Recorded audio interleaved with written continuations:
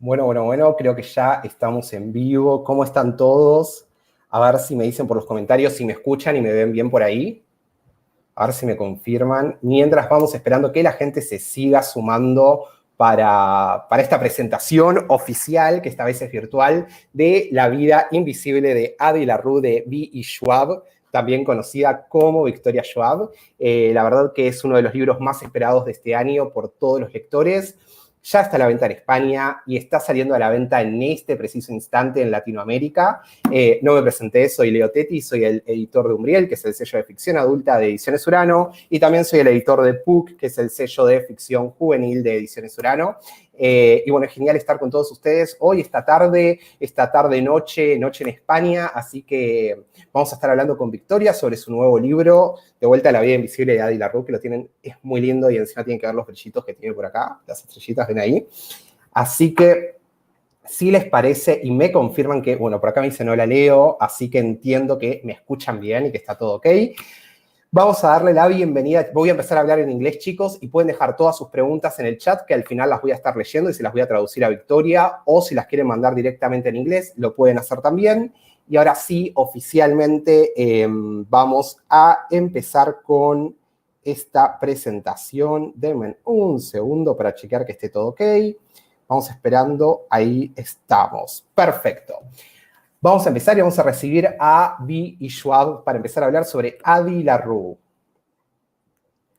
Hi. Hello, Victoria. How are you? I'm well. It's so nice to see you. It's great to see you in spite of this pandemic. We can gather all together and present this amazing, amazing book that is conquering hearts all around the world. I'm so happy. I mean, you know, I'm just happy to have this book out. I know. It's a very, very important book for you. How do you feel, Victoria? I mean, the book is being a huge success everywhere. I mean, you have been in the New York Times list for 8 weeks, which is, in adult, means to sell a lot of books. It's a lot. I mean, honestly, it's so surreal and so wonderful. When I finished writing the book, I had this immense grief because it was done. I was deeply sad. But now that the book is out there and the story belongs to other people and it's not just mine, it's such a wonderful communal feeling. I mean, it's in hundreds of thousands of households already, which is just insane. Yeah. So, I mean, in spite of the pandemic and everything, I mean, the book found its audience, which is amazing. I mean, in this very particular time. So let's start talking about this. Okay, I will make the typical question. What have inspired you to write Addie? So in terms of inspiration, it's interesting because we think of an idea as a single thing, but really I think of a story is made of like many ingredients. It's like trying to cook a meal, right? So it's not so much about one idea, one story. It's about like the range of spices and starches and proteins and ingredients that made it. And so for Addie, when I look at the meal of Addie, I see my grandmother was dying of dementia. So she was forgetting everyone in our family. And I had been studying Peter Pan in school, which is a story about forgetting as well, and about kind of an immortal youth, an eternal youth. I was living alone in a really weird situation in Liverpool. And so I was doing a lot of hiking and feeling very much learning the difference between alone and lonely, because I kind of felt like I was alone, but I wasn't lonely. I was thinking a lot about time and memory. And so all of these things came together over the course of 10 years to form The Invisible Life of Addie LaRue. Okay, I'm talking about 10 years. In which ways the story changed through this time of writing? Yeah, it's interesting that the plot stayed the same. Like the story stayed the same. The ending I didn't have for the first 6 years. I had no ending, and I can't write a book until I know how it ends. It's like the whole thing I'm working towards. So the ending changed in that it became something. Addie's character, 180-degree change from how I first envisioned her, because I first envisioned her the way we envision all immortals, which is like they have ennui, right? They're bored, they're tired, they've seen everything there is to see and done everything there is to do and had sex with everyone there is to have sex with, and now they're bored. And so I started out, and Addie was kind of weary, like the original Addie LaRue was kind of looking for the exit. The problem is that Addie has her hand over the out button at all times. Addie can end the deal as soon as she essentially says, I don't want to do this anymore. So in writing Addie's story, I realized I needed to make her the exact opposite of all of those things. She couldn't be apathetic. She couldn't be tired. She had to be relentlessly optimistic and relentlessly hopeful. So Addie's personality changed. And then the other character who really changed was Henry, the young human man that she falls for. Originally, I didn't really have a concept of Henry. I knew how he functioned as a story device, but I didn't understand him as a person. And I was really scared of not understanding him. I had such clear visions for Addie and for the devil and not for Henry. And so it wasn't until I really sat down with the book, with the story, and I decided to write Henry as me. He's who I would be if I had never found writing. I gave him all of my mental health struggles. I gave him a lot of my neuroses. I gave him a lot of my fear of time, of mortality, of indecision. And so I built Henry by essentially transposing myself onto Henry. Oh, that's very interesting. We are going to talk more about Henry later. So let's talk about the course. Basically, Addie's course, and no one can remember her. But actually, in real life, many people around the world will remember Addie for a very long time, maybe forever. How do you feel about that? It's like the opposite, you know? Well, it's so meta.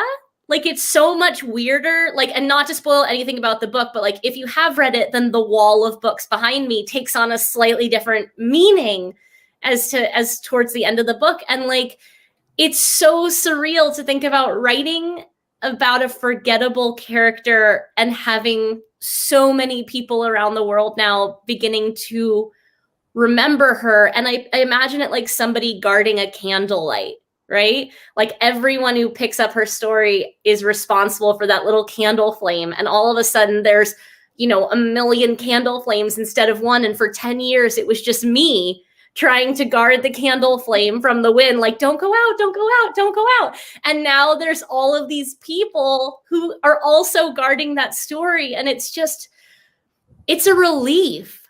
Like, for so long, I was the only one protecting that candle. And now I'm just really happy that I don't have to be scared of every breeze. Yeah, you have a whole army protecting Addie around the world, which is, I mean, crazy. I mean, reading comments from people from Germany, Italy, Spain, people who don't even speak your language, that are reading the things that you wrote for 10 years. I know, it's crazy. Like, it's amazing. It's so cool. And I mean, it's weird, right, Leo? Because it's not my first book. It's not as though I haven't experienced the process before of creating something. I mean, I'm wearing a shirt that says, I'm wearing a sweatshirt with a word that I made up. Like, I understand the way that creative transference happens, and that we create a story and then we hand it to readers and they hold on to that story. Like, I understand that, but there's just something different about the way people are protecting Addie's story. Okay.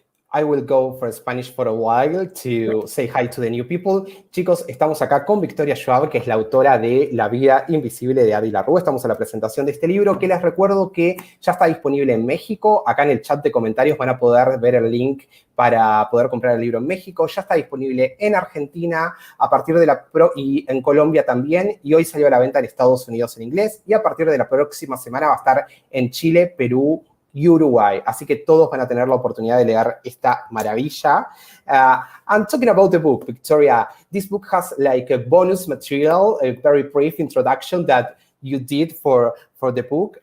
So what can you tell us about it? And what can the people expect to find in Addie? I mean, the people who haven't read the book yet.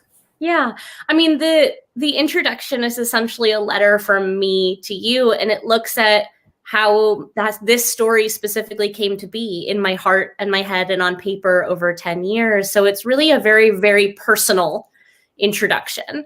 And as for anyone who doesn't know what to expect from Addie going in, you know, this is a story about a young woman who makes a deal with the devil to live forever and ends up cursed to be forgotten by everyone she meets. But it's a story about memory. It's a story about loneliness and hope. It's a story about how far we'll go to leave a mark on the world. It's a story about art and creativity and love and loss and resilience. It's all of those things. Okay, and now let's talk about Henry again. And what can you tell us also about Luke, the two guys of the story? What can you tell us about them? So Henry is a young man living in New York City that Addie meets 300 years into her curse, and he is the first person in 300 years who remembers her. And the question is why? You know, why this young man who works in a bookstore, who seems to be having a lot of existential crises, why does he remember Addie LaRue? So I don't want to give away too much about him, but the devil, and I call him the devil, we call him the devil in marketing materials because it's simpler, but in truth, Luke is a god of chaos. He's a god of potential, a god of night, a god of energy and art. He is the night itself, you would say, but he's a pagan old god. So that means he's a manifestation of potential, and he sees himself as a curator of potential. Regardless of what you want to call him, he comes to Addie in the forest the night of her wedding, a wedding she does not want to participate in. She summons him, and he is the one who makes the offer. And the really interesting thing about Luke is that, you know, one of the reasons I encourage people to not think of him as the devil is he's not evil.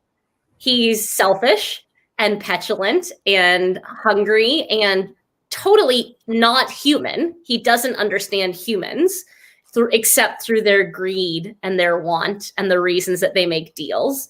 But over the time that he's with Addie, he comes to be the only constant in Addie's life, and she becomes the only constant in his life. So she's becoming less human and he's becoming more human over the course of the narrative. Okay, now we are going to read a few comments before going ahead with my questions, because we have so many questions. And let me tell you that, I mean, the reception of Addie has been overwhelming in the best way possible. I mean, so all these people here are part of this magic because they have supported Addie before it was even published. They were like, when Addie is coming out in Spanish, and they were very patient to wait for the book to get to Latin America. So guys, this is your reward. Here I'm going to say, Libros Kona Bailey says, hello, Victoria. I'm so excited. This is my question. If you can relate this book with a song, which song it could be? Ooh,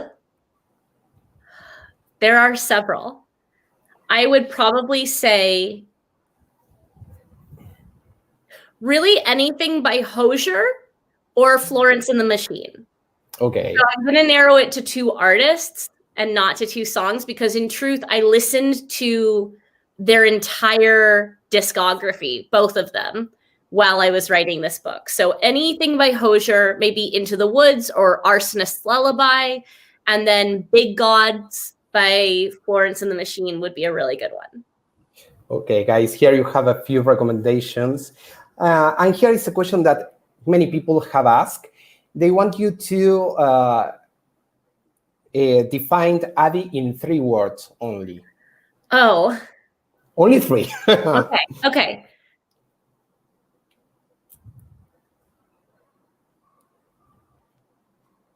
Defiance, joy, and hope. Okay, guys, there you have the answer. Okay, here you have many people saying that they love you, that they love the book. I am trying to check that there are no spoilers in the questions, that is why. Here, someone says, love the ending, it was perfect. I love the importance of art, music, books, films. Love this book. It really got me thinking about life in general and my anxiety. Thanks for another wonderful story. Here, La Cazadora del Conejo Blanco says, I love how she speaks about the book, all the passion and the emotion. And she notes that this is a very important story for you. Here, there is a spoiler. I won't read this one. Guys, take care if you read the chat because there are a few spoilers. Okay, basically, there are many people saying they love you. And talking about Latin America and Spain, you have been in Latin America, you have been in Spain. Yeah. What memories do you have of those trips? Oh my goodness. Okay, first, I will put them in order, right? First, the joy and enthusiasm of the readers. And second, the food. The food was so good, Leo. And like in every country that we visited, the food was amazing. The drinks were amazing. Like the tapas were amazing. The pisco sours were amazing. Like everything was so good. But I felt like a rock star. Like these readers made me feel like a rock star. I felt so loved. I felt just an abundance of enthusiasm. It was one of the most joyful things I've ever gotten to do. Yeah. It was a crazy trip again, crazy in the best way possible. Yeah. Move along. No picture. Move along. Give me your camera. Yeah. No picture. Goodbye. And it was photo first. Photo first. It was the slogan of the trip. Okay, here Juliana Corti says, you mean the world to me. I have you under my skin. I have an Hazari tattoo with your handwriting. Okay, here is an interesting question. How do you think books change people, and specifically Addie's stories? I think, this is a really interesting year to ask that question because a lot of authors and a lot of creatives have really been struggling. Like, how does what we do matter when so much pain and suffering and struggling is happening around us? And I think it's the reminder that sometimes the greatest thing that we can do is provide an escape. So I think it's manifold. Books give us a chance to see ourselves when we don't feel seen in society. Books give us a chance to see ourselves at the center of the narrative when we're used to being cast to the fringes of it. Books give us a chance to also completely not see ourselves and just escape from the life that we're in and from the trials that we're in. I think books can be comfort and they can be power. They can be the thing that gets you out of bed or the reason that you want to stay in bed. I think the needs, like what a book has to give, is really dependent on who's reading it and what they need. But the goal of books, not every book is going to be for you. And it doesn't have to be, right? Books are beautifully subjective in that way. But the hope is that you'll find a book that gives you what you need at that moment, whether it is motivation, whether it is beauty, whether it is escape. There are enough books that you should hopefully be able to find something that covers whatever your needs are, because our needs right now are totally different. Okay, and talking about books, you have been publishing books for many, many years. I will show a few of your books. Just a few of your books. You published The Near Witch, that we published under Puck. We published Savage Song and its sequel, that here we have Savage Song, Our Dark Duet. Then we have Vicious. So many books, so many successful books. We have Vengeful, we have Addie, and there we have one of my favorite ones, the City of Ghosts trilogy that I love. Yes. City of Ghosts, Tunnel of Bones. You're making me feel so old. How have I written all of these books? No, but you're not old at all. You're very successful. That is another thing. For me, you are like one of the strongest voices, both in literature in general and in YA and also in middle grade. You are a role model for so many people, for so many aspiring writers, for so many readers. So how has been your career in all these years? To make the question? There's a saying, right? It takes 10 years to become an overnight success. There's no such thing it's very rare. So I remember when A Darker Shade of Magic came out, which was my 8th novel, and people started calling me an overnight success. And I was like, what is happening? And then, with Addie, it's like, there's so many people who are discovering my work for the first time, but I've been around for a decade. And so we're coming up on the 10-year anniversary of The Near Witch next year. And that's very surreal to think about. But in those 10 years, I've been so fortunate and I've had such successes. I've also had failures. I also had, I've had books canceled. I've had books taken out of print. I've been told that the fact my books weren't selling was my fault, obviously, because it couldn't have been anybody else's fault. I've been told there was no market. I've been told I was a high-risk writer because I wrote things that didn't fit easily into a creative box. I wasn't easily marketable because my stories were strange and there wasn't enough romance or there was too much violence or whatever it was. Like, there will always be people who tell you you are not enough. And the trick is that you have to believe in yourself more than other people will ever believe in you. Like, if you want to be a creative, you have to have a belief that you have stories that are worth telling, whether or not anyone else reads them. Because the fact is, like, I think about this a lot. I have 20 books. I have 20. I cannot control which of those are successful. I can't control which is the most successful book. I can't control which is the least successful. I can't control the market, the audience. All I can control is what I put into those books. And so I put love and heart and defiance and stubborn grit, all of those Addie things into everything that I write. And I've been so fortunate because several years into my career when I wrote Vicious, everything was going badly. My whole career was going badly. And so I decided I'm going to write one more book and I don't care if anybody wants to read it. So I'm going to write the book I want to read. Just the weirdest, darkest thing that I want. And I wrote Vicious, and I expected that book to be the nail in the coffin of my career. I expected that book to just be a goodbye, right? And what happened was, in writing just for me, I found an audience. And I realized that when you write for such a specific reader for yourself, that passion comes through and that authenticity comes through, and then other people see themselves in it as well. Yeah, I think that, this is a good thing. I mean, for everyone who wants to write a book, and this is a very nice and resilient story. Yeah, don't give up.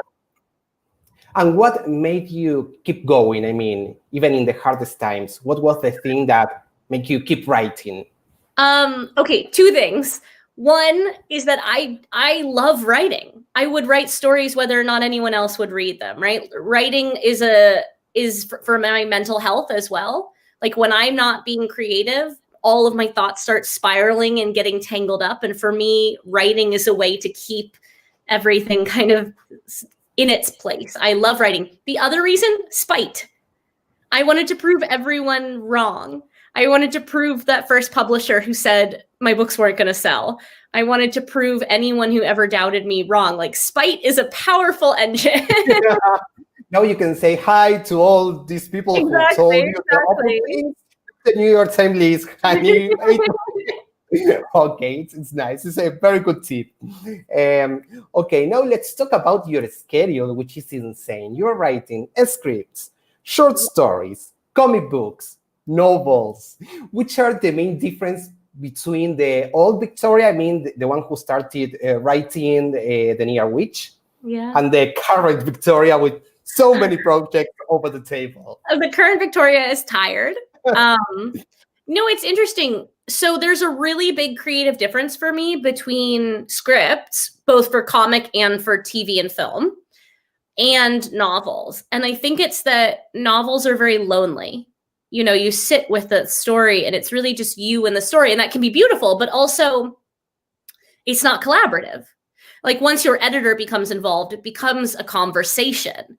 But with scripts, it's collaboration. It's like a lot of cooks in the kitchen. You know, there are other writers. And for comics, for instance, there's artists, editors, colorists, like the letterers, the publisher. There's all these people. And the reason I really love writing scripts is because if anyone follows me online, they know I deal a lot with self-doubt. Like, I get in my own way a lot. I'll sit there and think, this sentence isn't good enough. This sentence isn't good enough. What if the wording is wrong? And the beautiful thing about scripts is it's kind of a living document. So like when I write a book, I'm keenly aware that every word that I write is going to be on the paper and then someone else is going to read it. But with a script, I'm creating a blueprint. I'm creating a template and no one's going to read that. Like it's going to be interpreted. So for TV, for instance, I write an episode script and then, you know, it goes to the producers, it goes to the studio, it goes through the director of photography, the production designer, and it becomes mapped to something else. And I find that it feels less precious. So it's a little easier for me to get out of my own way. There's really no difference except that I'm very tired. I showed you before this started. This is my like to-do board. So that's books. These are the green right there is outstanding comics, scripts, and short stories. And I'm only allowed to put it on the board if it's under contract. So if it's not under contract, it doesn't go on the board. So I just am tired. I can see why you are tired, Victoria. I can see why you are tired. And on top of all of that, I'm in the writer's room for my first TV show. So I'm tired. I mean, but at the end, it will pay off. I mean, look with Addie, 10 years of working, and now an overnight success. No, oh my goodness. No. It's a lot. Let's talk about Extraordinaries, the comics based on these two beautiful books. What can you tell us about it? Yeah, so for anyone who doesn't know, Vicious is, just so you know what Vicious is, because that will help explain what Extraordinary is. Vicious is the story of two young pre-med students, medical students, who discover the key to superpowers are near-death experiences. So these two young men set out to manufacture their own superpowers by controlling their own deaths and resurrection. And it goes terribly, terribly wrong. What you need to know is in this world, this kind of Gotham-esque world, if you have a near-death experience and you survive, you might come back as what's called an EO, an extraordinary. And so the comic book is set between Vicious and Vengeful. So there's a 5-year gap between the book Vicious and the book Vengeful. And in that 5-year gap is the comic. And it follows a teen girl named Charlotte who has a near-death experience and ends up with the ability to see how people are going to die in reflective surfaces. And she looks around at everyone she loves and she can see their impending deaths in the mirrors and the glasses and everything. But the problem is when she looks at her own reflection, she sees a man who she is increasingly convinced is going to murder her. And that man is Eli Ever from Vicious. And so she sets out to find her murderer and kill him before he can kill her. That sounds amazing. I need these graphic novels now. So now we can officially announce that next year we are going to publish these graphic novels. We can give more details, but it will be during 2021. It will be available in Latin America, in Spain, also in the US for the Spanish market. And in the meantime, you can go and read Una Obsesión Perversa, which is vicious in English, and Vengeful, which is in Spanish, is Una Venganza Mortal. I love these covers. I love those covers so much. Though you have, I think that it's German or French cover with a very nice illustration, very dark. Yes, I love them too. That's the German. We need to make a deluxe edition with that covers probably at some point. I like seeing covers is one of my absolute favorite parts. Yeah. I mean, are you involved in the cover design process? Okay, so as a rule, authors generally are not very involved because there are whole departments. But with some of my publishers, like with Tor, for instance, who publishes Addie LaRue in the States, I was very, very creatively involved. I think I saw 17 covers. And the first one was awful. The first one, and it was by my incredibly talented designer. It was just wrong. It wasn't awful. It was wrong for the book. It was very much like an American rom-com cover, like a romantic comedy. And I was like, absolutely not. And all I had ever wanted was a typeset cover because the title is so long. Yeah. And I essentially from the beginning had been like, I want to see the title and I want it to be black and gold and I want there to be stars. Like I was just like, just give me this thing that I want desperately. So when I got this cover, which is on both sides here, I was over the moon. I burst into tears in a New York coffee shop. Yeah. But this is like very nice. It is like elegant cover, elegant cover. You know, it's like beautiful. It says a lot about the book. It says I know, lot. and people have started getting that constellation tattooed. Yeah. And it's like, yeah. The constellation is very important in the book too. For those who haven't read it yet, pay attention to the stars. Okay, Victoria. Talking about scripts, are you working on the script of Addie LaRue, or you already finished the script? It's finished. And how do you feel about it? I'm so proud of it. Here's the thing, right? Is you have to learn that what makes a good book is not the same as what makes a good movie. And so you have the challenge when you're adapting a book shaped thing into a movie shaped thing is capturing the heart and soul and essence while understanding that sometimes details will have to change. So that's really like kind of the biggest learning exercise is that details were going to change. I knew details were going to change because it's a very internal book. A lot of the book takes place in characters' heads, and that doesn't really work in a film. Also, the book is like 500 pages long, and a movie script is like 110 pages. So it was an exercise, but I loved it so much. I'm so proud of the script. I can't wait to see how it moves forward from here. Fingers crossed. We want to see Addie in the big screen or in a TV show. Exactly. I think that the movie would be perfect for Addie. Yeah, I hope so. Okay, I am going to read a few comments again. We have so many comments. I don't know from where to start. What has been your favorite book of the year so far? I have read so many good ones. I think my favorites are The City We Became by N.K. Jemisin, which is about the 5 boroughs of New York being attacked by some kind of interdimensional force, and the 5 boroughs of New York manifest as citizens of New York to protect the city. And the other book would be The House in the Cerulean Sea by T.J. Klune, which to me is just like putting on a big gay sweater. It's so cozy and it's so warm. It's like exactly what I needed this year. Okay, there you have 2 recommendations, guys, to read. Okay, here Tinta Yoja wants to know, is there any type of deity or pagan god from which you were inspired to create Luke?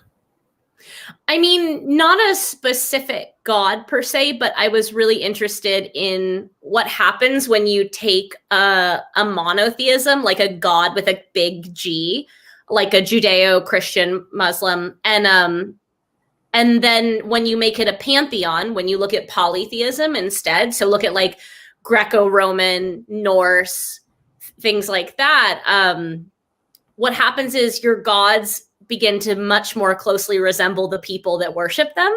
Because when you have more than one god, they don't have to be infallible, right? Like they don't have to be all powerful, all knowing, all perfect. And so what I love about that is like, you will look at like a lot of the Greek or Roman pantheons, and they were petulant and mean and jealous and all of these things. And so what I really wanted to do was create a pantheon.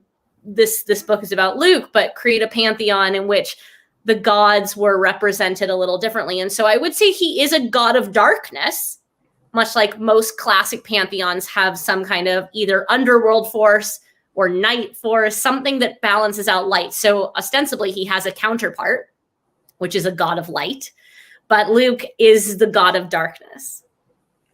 Okay, here we have other question. Who are the authors that influence you the most in your writing? Honestly, I'm influenced by so many people because I read about 100 to 120 books a year, and I'm constantly being inspired. I'm inspired, though, as much by music and movies and TV and comics as I am by novels. So it's really difficult to narrow it down to creators. A few, though, I would say probably, obviously, Neil Gaiman. I'd say Donna Tartt Susanna Clark, Aaron Morgenstern, people who play Lee Bardugo, people who play in like the liminal spaces who are not easy to categorize. Those are the kinds of people that inspire me. Okay, here Maria Fernanda Velasco wants to know, how did you get Addie's voice while creating the character? And why is she French? Just curious. I mean, the voice came with the third person narration. It came with a kind of storyteller's oral history style cadence. I'm currently filming this video from France. I live here part of the year. My family retired to France I think 6 years ago, and they live in the same area that Addie is from. So it was just it was a landscape I was spending a lot of time in. And not only that, but I was looking at kind of French ideals and the Romanticism and the Enlightenment period and the desire for art and culture, really the appreciation for living and enjoying things in the moment. A lot of things that I wanted to then permeate Addie's character, this desire for beauty and for romance. They felt incredibly French, specific to her, this desire to see and to know and to taste and to live. Okay, here we have other ones. Guys, sorry, we don't have plenty of time to read all the questions. I'm trying to pick a few. Here, Hennar says, which is the most complex character you have ever written, and which is the most difficult to write for you? Addie's probably the most complex by virtue of the fact that she lived for 323 years so far. And so that was a lot of, not just as a character, but I had to grow her. So she had to change and mature and, react and evolve as a person over the course of more than 300 years. And so that took just an incredible amount of plumbing, a lot of depth, a lot of searching, a lot of examination and self-examination. So Addie's probably the most complex by virtue of how long she's been alive and the kind of changes I wanted to work in her identity over the course of those 300 years. Most difficult is probably Kate Harker from This Savage Song and Our Dark Duet. I wrote Kate for 17-year-old me, and I was an angry, closeted, very compartmentalized 17-year-old. And I think because of that, I tend to write angry teenage girls, and angry teenage girls are not always the easiest to get them to come out on the page. And so I really had to fight with Kate Harker to get her to talk to me in the story, to get any kind of psychic closeness to her. It was really difficult to get inside her head because she was just super locked down. Okay, guys, you have here more information. I will pick the last question, then we are going to play a game, and then I will let you free, Victoria. The last question that many, many people have asked is if you can tell something about the new series in the Shades of Magic world. I'm working on it now. It's called Threads of Power. It is set 7 years after the end of Conjuring of Light. If anybody survived A Conjuring of Light, they will be in Threads of Power, and not like a one-page cameo. What I would say is the best way to think of it is that the cast from Shades of Magic is becoming the secondary cast for Threads of Power. And then there will be 3 brand new protagonists, but their storylines will intersect the old characters' storylines. So it's kind of just growing the cast, but okay. It's a slightly new generation. I don't want to say any more than that because I'm still writing it, but I will say that I don't think it's going to behave like a traditional trilogy, but these stories are all going to start kind of threading together in this way. We're going to see some new magic.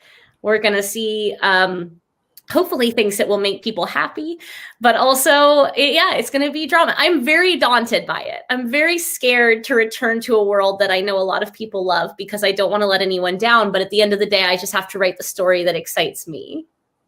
Okay, so everyone can breathe. I can confirm you guys that we are going to do this new series. I mean, probably we are going to release it along with the US. I mean, the same date as we did with Addie. There is no date yet. There is anything. She needs to write the book first. After I finish the book.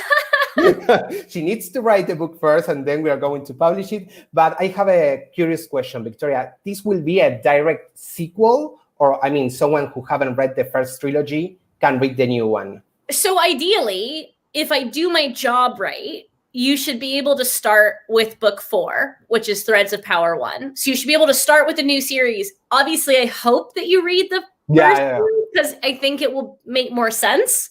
But I also am trying to write it in a way that you can start with Threads of Power. And then you can go and read go back. Yeah. But because you probably have a little while before Threads of Power comes out, it's a great way to catch up. Yeah, you can start reading Shades of Magic right now, guys. You have 3 books, and then you will be able to read Threads of Power. A great 2021 goal is to read Shades of Magic. That makes sense. I will go for the Spanish for a while. Chicos, estamos acá con Victoria Schwab, B. Schwab, la autora de La vida invisible de Addie LaRue. Estamos presentando este maravilloso libro que ya está disponible en España, en Argentina, en México, en Colombia, y desde la próxima semana va a estar disponible en Chile, Uruguay, Perú. Y también hoy salió a la venta en los Estados Unidos en inglés. It just came out in the States in Spanish today. It was released. So everyone can find it in Barnes & Noble, in Amazon, whatever books are sold in the States. Okay, now we are going to play a game. I will show you a few things, and I need you to tell me what the things that you see means to you. Okay. And then I will mention some other things, and you need to answer like very short and fast, okay? Yeah. I will start now. What means this to you? Oh, man, I was 21. I was 21 when I wrote that book. I feel like an old person now. That's what it means to me. Like, it makes me feel very old. Okay. And Savage Song?